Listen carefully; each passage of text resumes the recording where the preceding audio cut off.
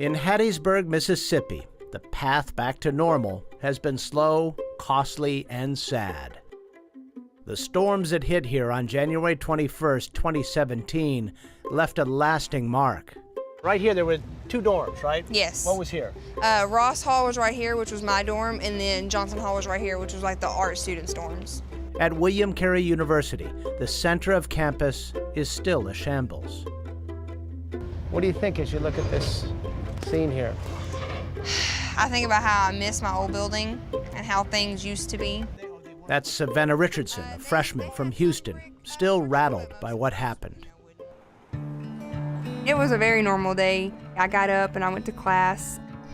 In the afternoon, she went to basketball practice. Savannah is a standout player for the Crusaders. In the evening, she hung out with her boyfriend, Ed. Like she said, a normal day. It was kind of raining and thundering and lightning a little bit when we were out. When we got back, it kind of stayed the same, didn't really change. You know, I was used to that, you know, rain, didn't bother me.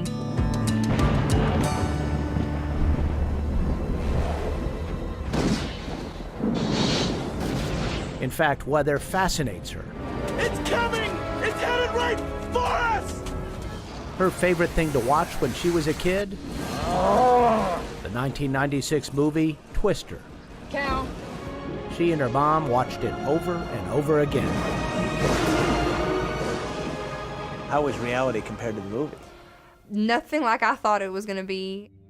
On Savannah's fateful night, reality was shaping up like this, an epic storm system.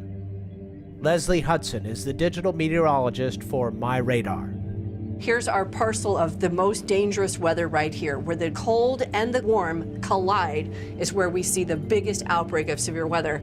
We saw several tornadoes in Mississippi, several in Alabama, and about 60 tornadoes through parts of Florida and Georgia, making this one of the worst outbreaks ever. And then there's That's the picture. When the wall of storms arrived in Hattiesburg, Savannah and her boyfriend were in their respective dorms on the phone. And then all of a sudden we hear the sirens. And then my appliances started going on and off until finally they just all stayed off. And I was like, Ed, what do you think I should do? And he said, I think you need to go downstairs because they're telling us it's possible a tornado could come. When Savannah got downstairs, none of her teammates were there. So she went back up and started banging on doors. I didn't have time to be scared at that point. After she was sure all her teammates were safe, she went to her room to get a blanket.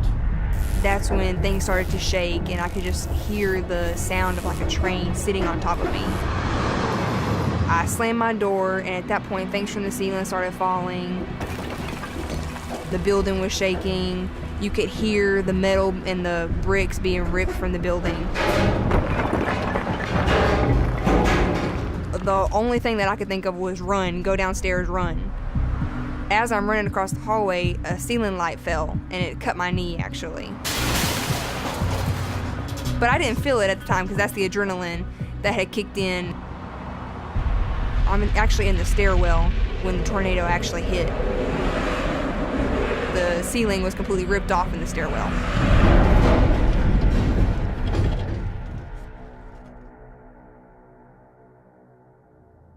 It was an EF3 tornado, meaning winds were somewhere between 136 and 165 miles an hour. As these photos of her room and hallway show, Savannah was lucky to survive. 4 others died that night in Hattiesburg. What happened in the overnight, people were not ready for this storm. It was on the ground for 30 miles, and it was a half a mile in diameter, so it was a really large, dangerous, what we call a wedge tornado. A wedge tornado is as wide as it is tall. They can create a swath of destruction a mile wide or more. A strong storm at an unusual time of year. Could this be one more sign climate change is already changing the weather? Radley Horton is a climate scientist at Columbia University's Lamont Doherty Earth Observatory. You did have unusually warm temperatures in the Gulf of Mexico and really unusually warm temperatures leading up to that event.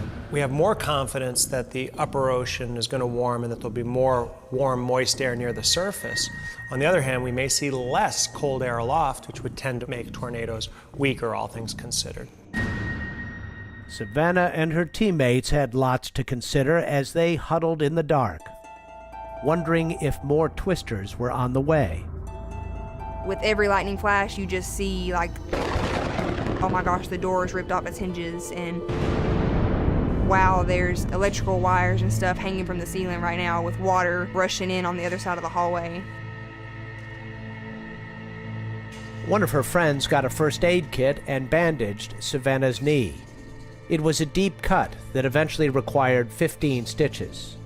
At that point, I had called my mom. Her mom, Shannon Forrest, is a registered nurse and a manager at a Houston hospital, so late-night calls are part of her routine.